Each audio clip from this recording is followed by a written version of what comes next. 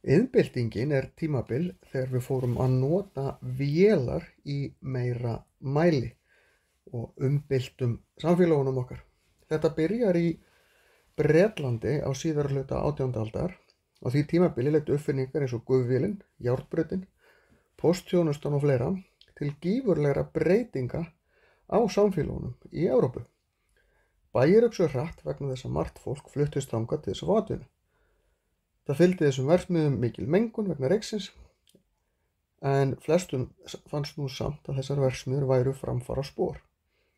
Á 19. öldinni breiddust nýjungar iðnbyltingarinnar út til flestra landa Vestur-Evrópu og Norður-Ameríku, en þó ekki til Íslands. Samfara því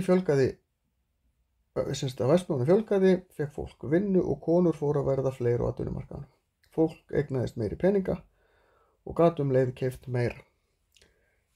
Iðnbyltingin kom ekki til Íslands fyrr en á 20. öldinni þegar var settur mótor í bátinn Stanley á Ísafirði rétt upp úr 1900. Það er talið upphaf iðnbyltingar á Íslandi. En í raun fór við ekki gegnum alvöru iðnbyltingu fyrr inn í stríðinu.